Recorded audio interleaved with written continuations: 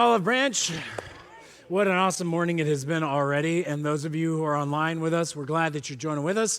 We are jumping into the end of this series. If you're a guest here, we're sorry that you're coming in at the last sermon, but we'll start a new one as we're launching into Mark next week. We're going to go back to where we left off. But for those of you who are new, my name is Greg Harris. I'm senior pastor at Olive Branch. Glad you're joining with us. And we've been talking about friendship. We're talking about this idea of friends in real life, not just online, not just over your technology, but people who are going to be in your life and connecting with you. In fact, we've been talking about all kinds of aspects, especially as it pertains to isolation. All the statistics in the United States right now, actually across the West, are indicating that we are becoming more and more isolated. We are becoming more and more lonely. We are not actually finding the same cohesion and connection that we once had in generations past. And so in one of the attempts for us to connect with this conversation is to talk about what it means to be friends. And so it leads me to thinking about one important aspect, and that is you can't take the junior hire out of a man. Did you know that? That's just like, you can take the man out of junior high, but you can't take the junior hire out of a man. And I learned this because when we were over in Thailand, my son who was in high school, he started acting like a junior hire. I started acting like a junior hire. David, we started acting like a junior hire when we were in the airport. Anybody ever remember what the airport's like? You get those big, long, like motorized walkways that are like giant, and we turn them into giant treadmills because it was like the middle of the night. Nobody was there, and it was just us walking around. We're like, of course, let's go the opposite direction on this thing and just see if we can keep up with everybody else. And so we're just like walking with our stuff and going as hard as we could. And you get a little tired because these were really long ones. And eventually you'd stop for a second or slow down, and you just start drifting backwards further and further back because they were moving in that direction and we were going the opposite way. That's exactly what isolation in our current culture is doing to us. In our current culture, when you aren't keeping up on your friendships, when you aren't working on your friendships, inevitably, and I cannot moonwalk, so I won't try, we are moving backwards. We're drifting towards isolation. We're drifting towards loneliness. And so there's a need for us to talk about upkeep. There's a need to talk about how we keep these friendships alive. We've already defined friendship. Jesus defined it in John chapter 15, 12 through 15, and he's really kind of discussing the idea that we are to love one another as he has loved us, that we are to have our lives laid down for our friends, and that we are his friends if we do what he commands, and that we aren't just his servants. He's disclosed everything to us, so we're his friends. There's this combination of friendship where basically we summed it up as being fully known, and yet the person still loves you. That you're fully open with your life, where you're at, what's going on, and the person that you've done that with isn't running off like, oh my gosh, that person's evil, horrible, wicked. No, or like, oh, they're crazy. No, they lean in, they want to connect, they want to stay. And that's a friend. We talked about that definition and how it begins to flesh out and making a commitment as friends and where you find those friends. And that's important because we talked about some ways that we wanted to apply it as a church. And one of those is you're wearing it. We were like, hey, let's try name tags out. We've been talking about this for years. And I don't know if you like them or don't like them. I love them. So I mean, like, I'll tell you, my social anxiety went down last week because people would come up and they had a name tag on and it was like, hey, you that I've known for like 3 years and still don't have your name down, dude. Like I could say their name. And it was nice to have that availability. So we're going to do it for the rest of the year. We'll see how it goes. If you hate them, you're like, I hate name tags. That's good. Don't wear it. People won't know. You'll be dude. What's up, dude? So that's just how it'll work. So if you like that name, that's cool. And so that's one of the ideas. The other idea is right here. You're holding it in your hands if you've got any of the notes. And it says like, hey, enjoy an interest or a hobby. Why not make a new friends and enjoy a church with it? And so the idea is we want you, whether you can be an organizer or not, it's not the point.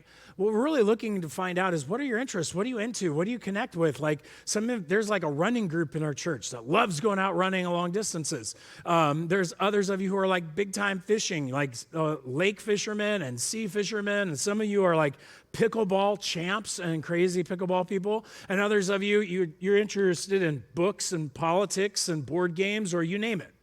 Let us know what your interest is.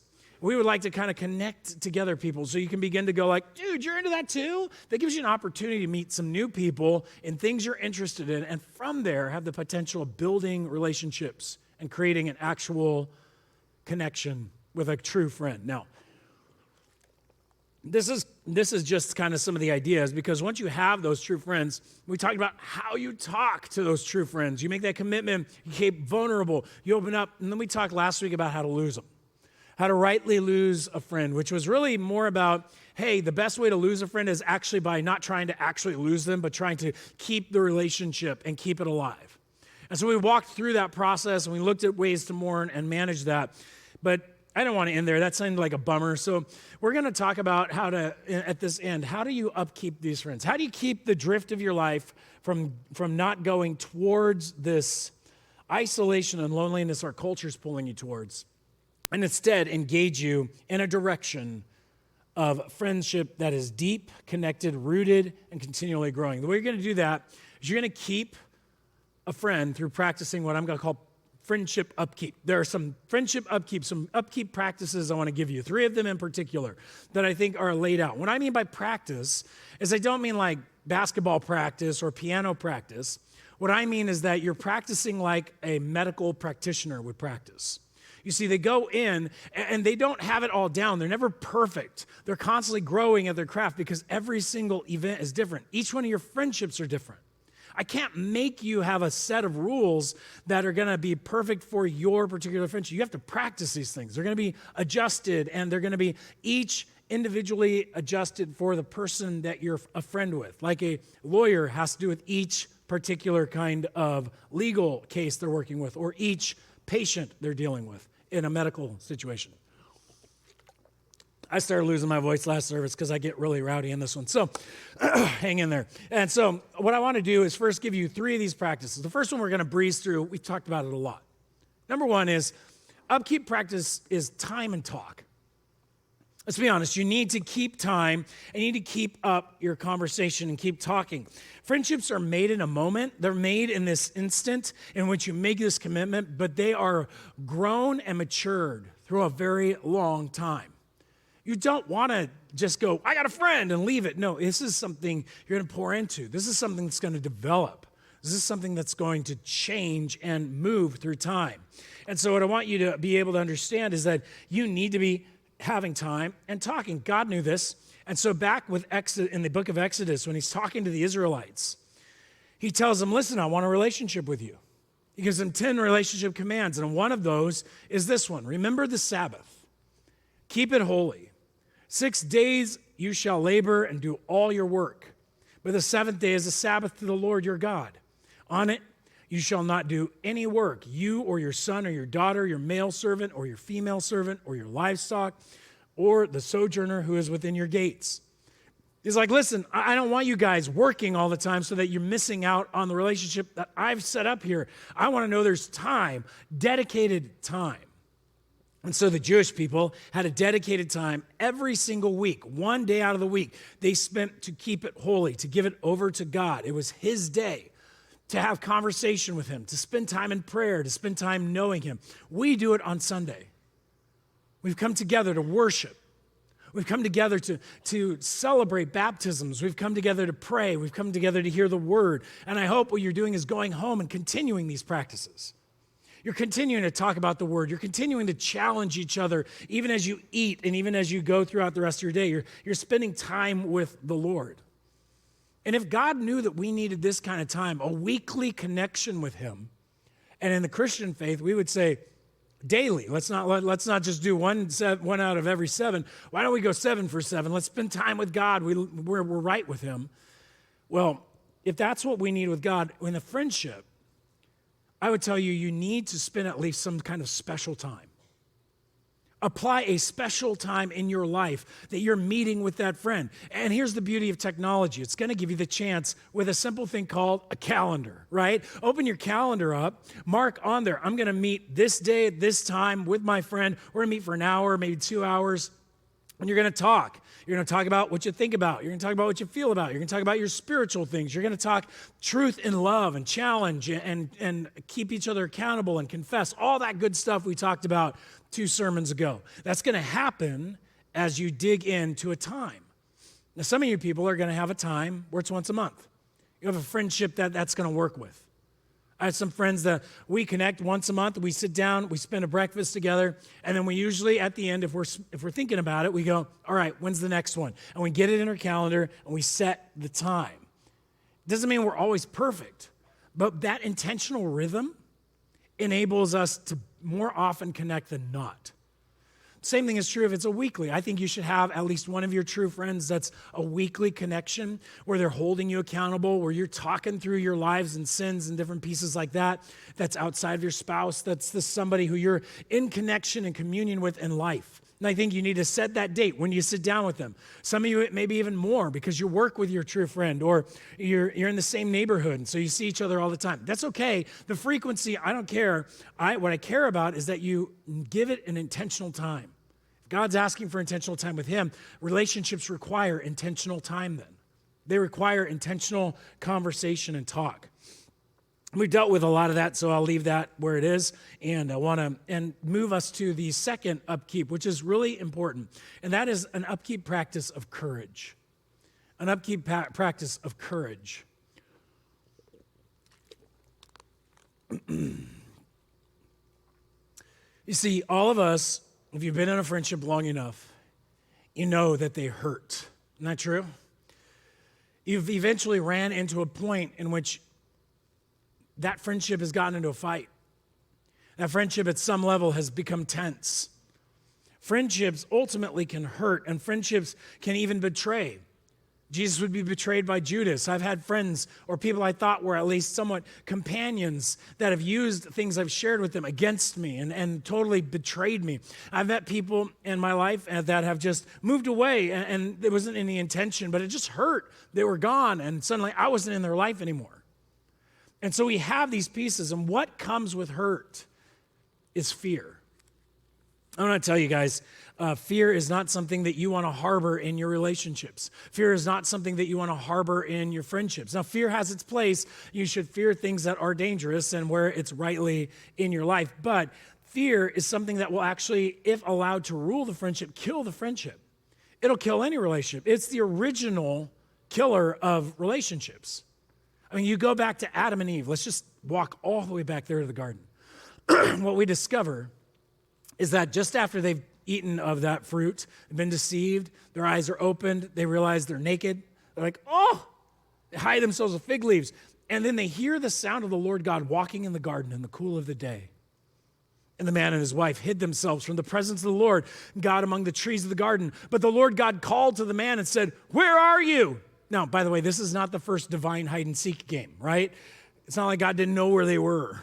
Oh my gosh, where are the people? Oh, I can't see them. No, it's like God is intentionally calling them out to come and confess their sin, to come and represent that they've done something wrong, to realize they're hiding. Adam crawls out of wherever he was, and he says, I heard the sound of you in the garden, and I was what? As afraid as some of you were of saying afraid, right? So let's try it again. I was what? Afraid. Because I was naked and I hid myself. Aren't you glad I didn't make you say naked? All right, so I'm afraid. I'm scared. So I thought you were coming, and I didn't want you to see me. I realized I was naked. I was so paranoid. I had to hide. Fear. It was fear that broke our relationship with sin, broke the relationship. Fear manifested from our sin because of our shame. We're like, God, I got to stay away from you. I got to hide from you. And so there's this fear that will show up in your relationships, and they're dangerous because you put fear, if you parent from fear, you'll make some of the worst decisions you've ever made.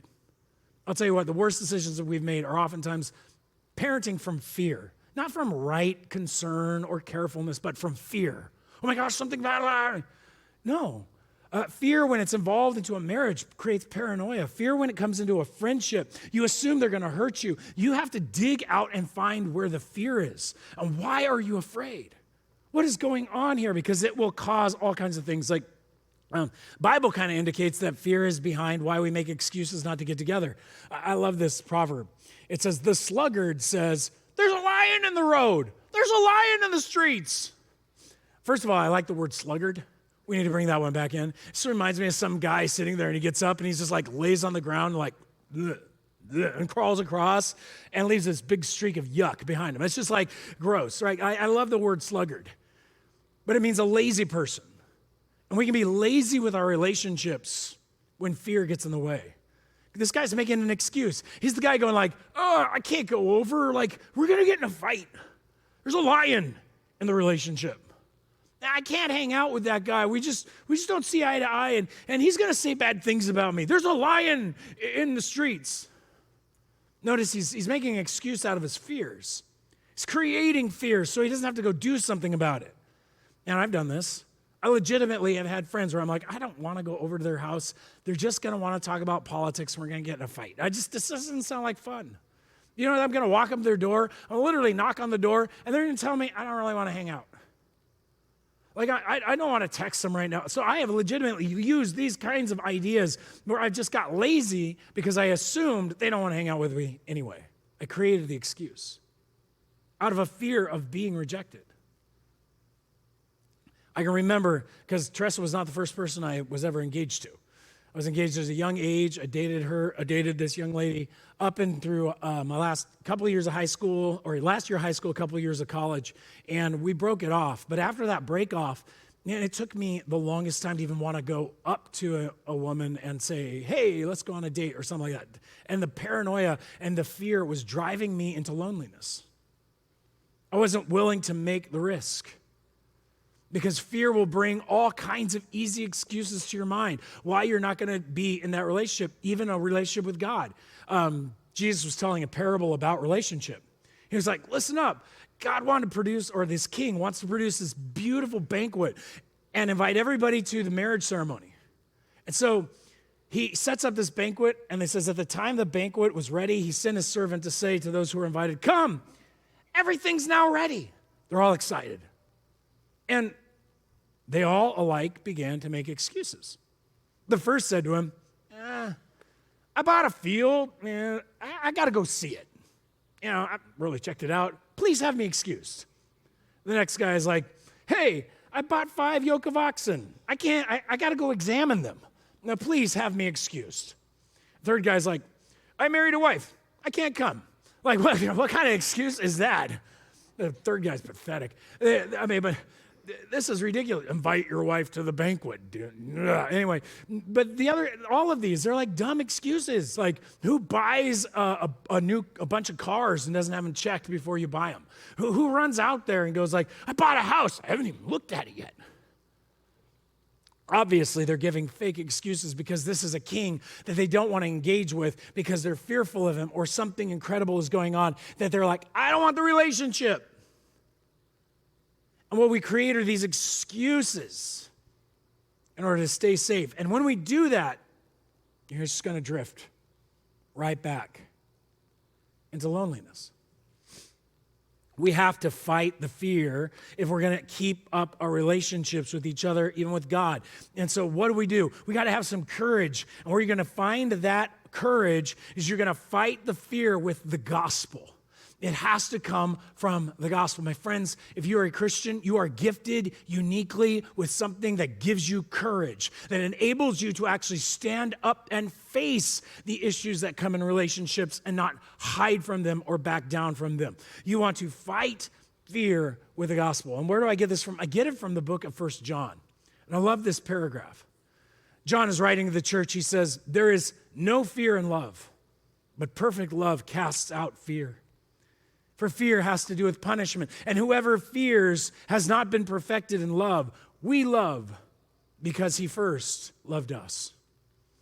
Now let's break this down.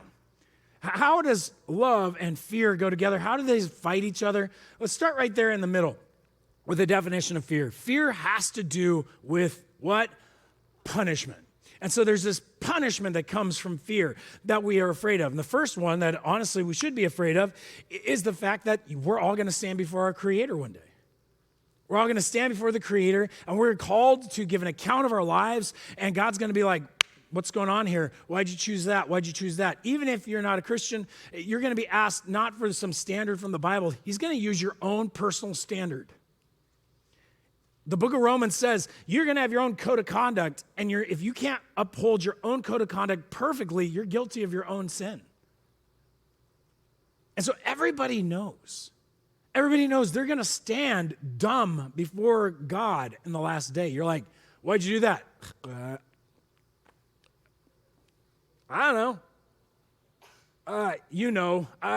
No, say it. I don't want to say it. Say it. It's going to be this kind of like horrific event in which we have to confess ourselves. And so we know we're judged. We know we're condemned. We know there's this issue that's going on. And yet it really doesn't manifest in that day of punishment. It manifests in our personal punishment. I believe everybody in here has examined their own hearts and come to realize that there's plenty of things we're guilty of. There's plenty of things we're ashamed of. There's plenty of things you would never let anybody else ever see or know about. That little black box of our hearts, and we keep it in there. And we all have junior high thinking. You know what I'm talking about? Remember being in junior high? No offense to the junior hires in the room, but this will catch you too. And here's the problem. We are all sitting there in junior high and we're going like, oh, I just feel so ugly or so stupid or so dumb. And everybody knows it. And it's just like, I feel weird. Or you're thinking, I'm so cool and so awesome. And everybody knows it. The situation is that you think everybody's thinking about you. But in junior high and then the rest of life, nobody's thinking about you. They're thinking about themselves. They're all about themselves. They're like, everybody's thinking about me this way. And so you're paranoid that that's fear. And guess what? Yeah, we grew up with that. Few of us have left that. We still think everybody's thinking about them. Nobody's really thinking about you. You're thinking about yourself in this way. And so our culture knows it. We feel it. We feel this guilt. We feel this thing. We're like angry. We've yelled at the church. We've done everything, but the guilt hasn't gone away. It's still there. And so we've come to a new idea. It's found in line 1. There's no fear in love. Perfect. Love casts out all fear. So what do we say? We say, oh, we got it. Just love yourself. If you'll just love yourself, then you'll be free. And so we go, you do you, and get your me time. Love yourself, baby. And you're like, yeah, I love me. I love me. I love all my stuff and all my flaws, and I love me. And we're yelling about it, and we're telling everybody to talk about it. And the bottom line is everybody still hates themselves inside. Because if they really did love themselves in the way we're talking about, you got to accept some pretty nasty stuff about yourself. And I think that's pretty evil. I did some bad things, but I don't really care. I love that I did bad things. What? How do we get out of this dilemma? We can pretend we love ourselves all we want and run around, but we're just going to find the dictates of the God called me yelling and screaming at me to do what I want to do, even when I know I shouldn't. But what do? I can't feel guilty anymore. I got to love me. I can't let everybody know I don't love me because that's just too scary, and I'm just going to find a problem. We're still stuck. The only answer is in the final line. We love because He first loved us.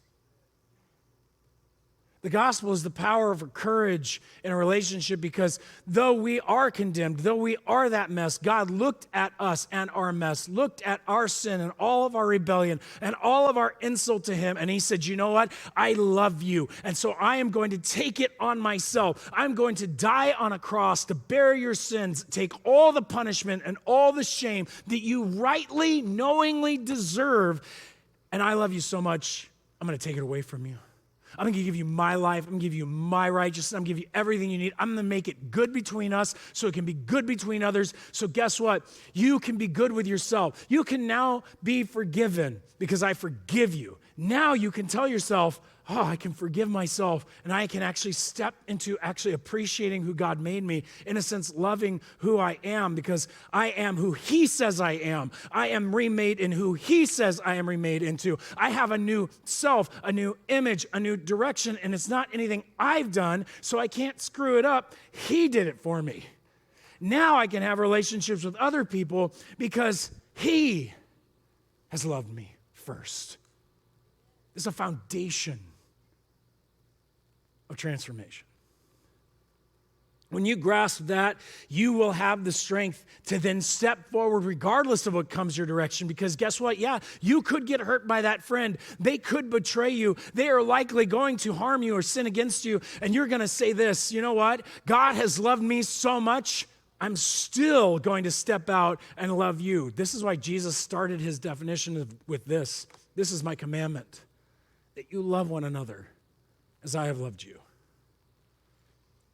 Even if that true friend could hurt you, even if that true friend could betray you, even if that true friend is there in that situation, we're not talking about some other friend. I'm talking about somebody who's a true friend that's grown with maturity. It's deepened, and you're like, you know what? I'm nervous. I'm scared. I'm drifting away because of bad things that have been going on. I need to step out in strength and courage, knowing God has loved me, so I can love you even no matter if you'll reject me.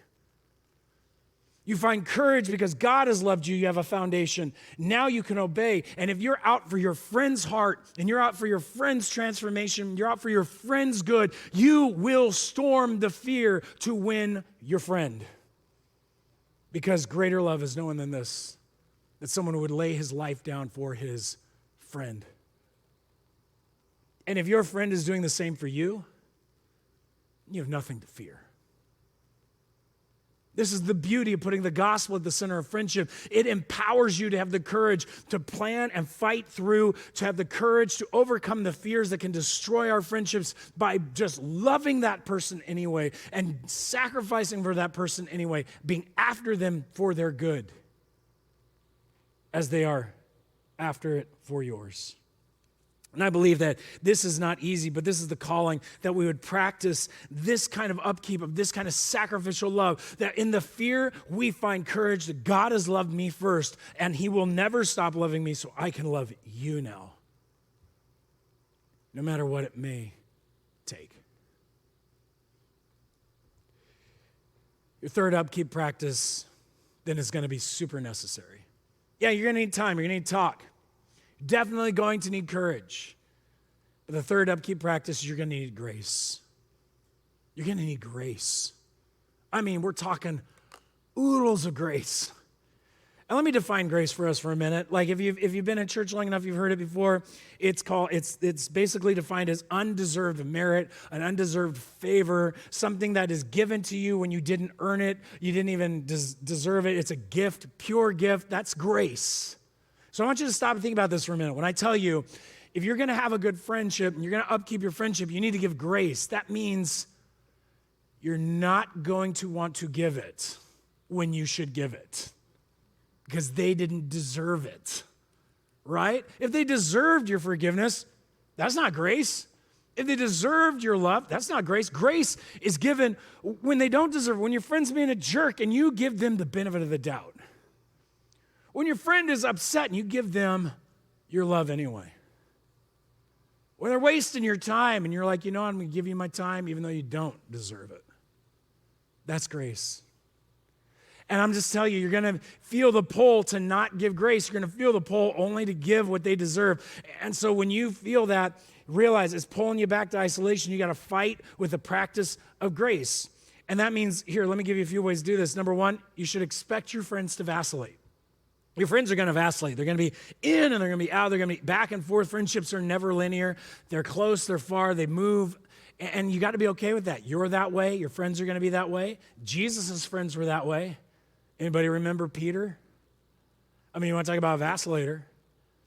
On the night Jesus is going to be betrayed, he's sitting at the dinner table and he's like, you guys are all going to fall away. And Peter's like, I'm never leaving you. I'm with you 100% all the time, not going anywhere. I'm like glued to you, Jesus. He gets arrested and some teenage girl walks up and says, weren't you with Jesus? No, never. Never knew him, didn't want to know him. Get away from me. Nice friend. Apparently Jesus doesn't pick very well. No. He understood that we vacillate. Look at Judas.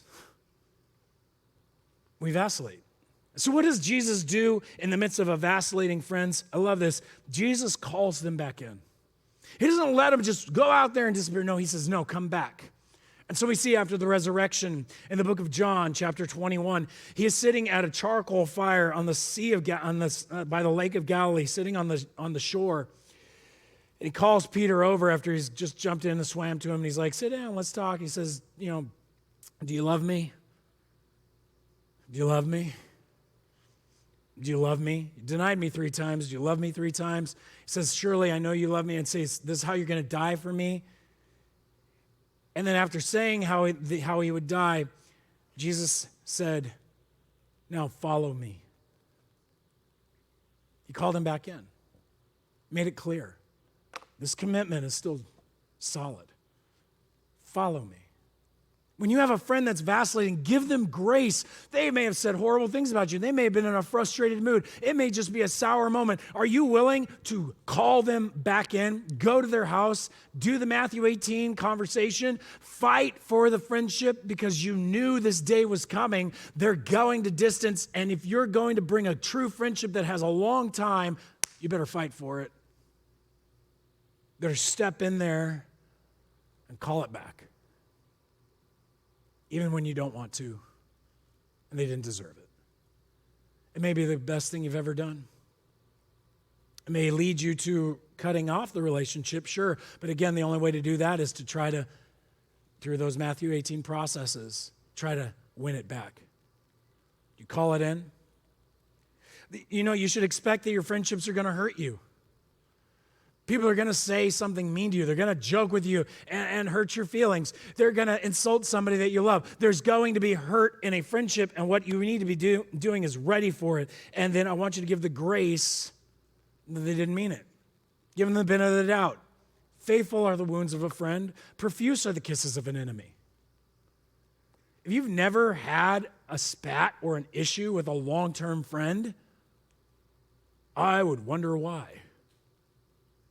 I would assume that you guys would disagree about something at some point and get into a little fireworks and a little spark. And here's the thing, some of you have lived in a home where that fireworks and that spark was between your parents all your life. They divorced, it was ugly, things were thrown, people were saying things, or maybe you lived in the super passive-aggressive war and nobody said anything. It's just kind of simmering underneath everything. It's like, it's uncomfortable. And you just knew as you grew up, I'm never fighting. Fighting's bad for a relationship. It's the end of the relationship. And I'm going to tell you, it's probably not a good thing. You need to have appropriate conflict. And you need to bring those conflicts to an appropriate resolution, because when you do that in your friendships, what you will do is you will forge a link as you've dealt with those appropriate responses that only you guys have. It makes you stronger. It brings you closer. It's not the end. It's an opportunity to bond. And bonding takes heat. It takes a connection. You're not cruel, you're not mean, but you at least are going to work it out. Because if your friend says something to you that hurts, you need to be able to step back and go, you know what? Maybe it's true because they care about me. I hope you're not getting like every time your friend tells you something that you need to adjust, you're all butthurt. That's what we call it, right? Like, oh, how could you even say that to me? No. Maybe they're saying it to you because they see a greater vision for you. Aren't you tired of being the you are in some way? Isn't there something about who you are you would love Jesus to continue to grow and develop? I hope you haven't become so stagnant on this planet that you don't think there's massive of miles to grow to be like Christ. And I hope you hunger and thirst to see him continue to change that. One of his primary tools to do so is called a friend. And he may use your very friends to call you to an account and call you to change and call you to be shaped like Jesus. But if we're constantly hurt and not giving grace, we may never receive it to be changed. And I want you to know the wonders of what Christ has for you. And so, yeah, it means, hey, when it comes to harm, I'm going to see it as a chance to grow. When it may come to something that is stated and it hurts, hey, I'm going to give them the benefit of the doubt until I need to really address it. Now, you need to give grace when they sin. Because guess what? They're going to sin. All have sinned and fall short of the glory of God. Amen? And so that means I sin against my friends sin against me. Can we all admit that? If we just start there, doesn't that just mean we need to give grace? We make that assumption right at the beginning that my friend's not perfect, and neither am I. I know one pastor, he just always tells his congregation, like, you want to have good friends? Lower your expectations. Just bring them down. Like, people are not as good as you think they are. And once you've lowered it down, you've got an opportunity to give some grace. Yes, there's growth. Yes, there's challenge. Don't get me wrong. Don't mishear me. But what I want to tell you is that, listen, we need to be ready to forgive. even sometimes when they may not deserve it. You know, when you hold on to bitterness, they call it like taking poison, expecting it to hurt the person you're angry at. Forgiveness is the opening of the door of your own heart to release the prisoner who you've stored inside, to enable them to be, for you to be free, but because God has done that for you. Remember the parable of the king who sits there, and this guy owes him $1 billion.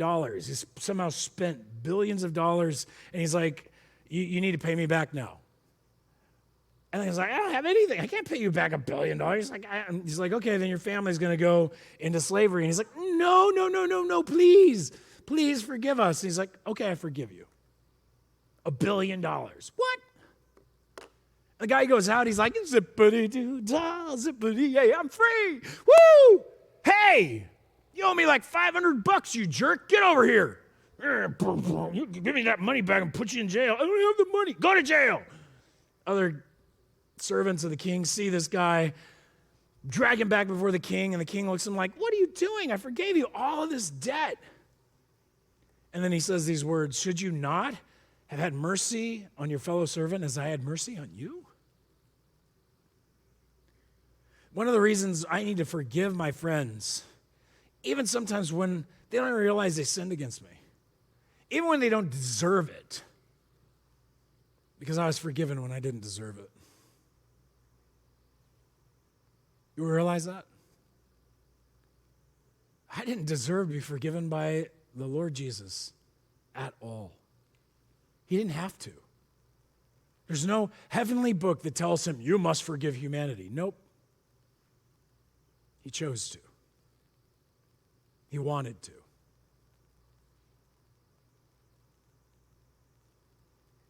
How much more than with my friends? Should I be able to turn to them and forgive them, even in the hardest situations at times? Now, there may be, I'm not saying that every single time is you go through a process, don't get me wrong. Again, go back to last week. But grace should be applied first.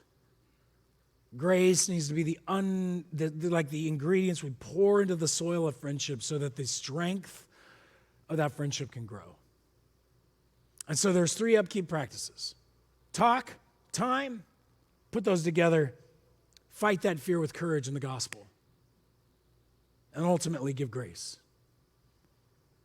And I believe that your time with those friends will extend to where the deepest relationships will grow, and they'll be so rooted that even the pull of our culture can't take you to isolation. You'll be constantly developing these friends, constantly seeing them and rooted, because you will have the courage to do so, because you are a friend of God. Now, I want you to consider this for a minute. Some of you may not have that relationship yet with God. And he's offered it to you. He's offered it right now to this day. He says, listen, I've loved you so much. I bore those sins on the cross. I've borne all that stuff away from you to give you all that you need. I made your relationship right with me. I rose from the dead so you could have new life. And he's sharing this with you because he's telling you this is a gift of grace. I'm giving it to you. It's yours. Come be a part of the banquet with me. Come be a part of the relationship. This isn't about going to heaven. This is about an opportunity to have a relationship with God right now. To banquet with him on earth now. Unless you just got married. Or you just bought a bunch of oxen and you need to go check them out.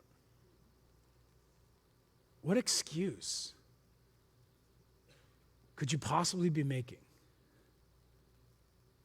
to not want to receive the greatest gift your Creator's ever given? And he offers it to you right this minute. It is the foundation of all friendships. The ability to walk in forgiveness of yourself. The vision of courage offered to you in a relationship with him right now. If you would like to receive it, I want to give you an opportunity to. If you would all join with me, just bow our heads. It's a gift given to you. You simply receive it. And right now, you may be in here and you can pray the prayer that you would like to God, or follow after mine, but I just want to give you a way forward. As you just receive this gift that God is offering to you, is talk to him. You can say something like this: God in heaven, I know that I have sinned. I know that our relationship is broken. But I trust that Jesus Christ took my sins on the cross, and you have forgiven me. I trust that he rose from the dead so I could have a beginning of life again.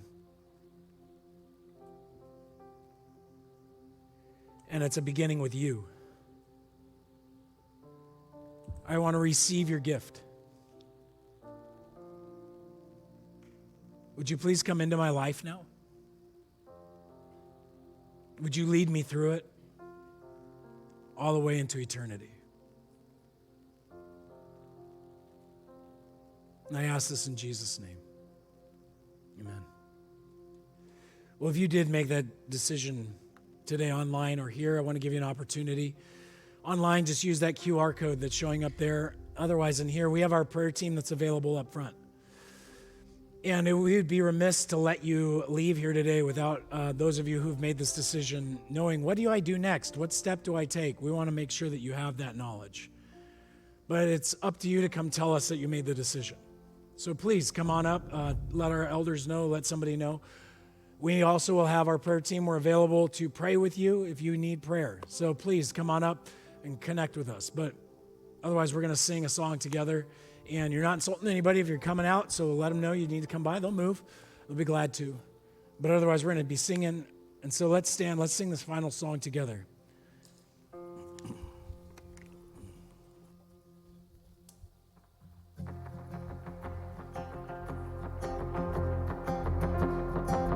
right, let's sing this out. Who am I that the highest king would welcome?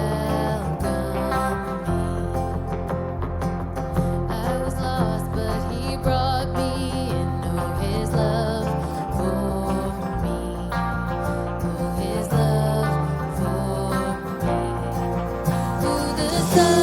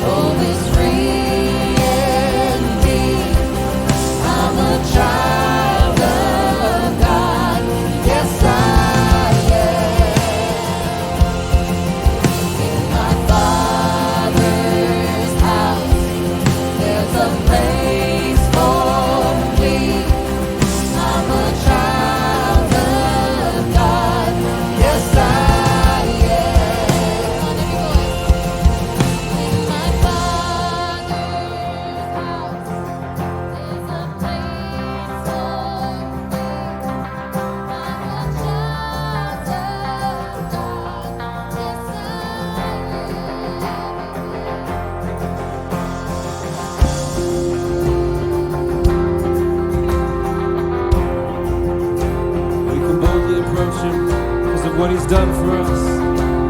So let's declare this with confidence. We are who he says we are. I am chosen, not forsaken. I am who you say I am. You are for me, not against me. I am who. Come on, sing it out boldly. I am chosen, not forsaken. I am who you say I am. You are for me, not against me. I am who you say I am. Sing like you believe it. I am chosen, not forsaken. I am who you say I am. You are for me, not against me. I am who you say I am. I am who you say I am. I am who you say I am. Who the Son sets free, always free indeed. I'm a child of God. Yes, I am. In my Father's house, there's a place for me. I'm a child of God. Yes, I am.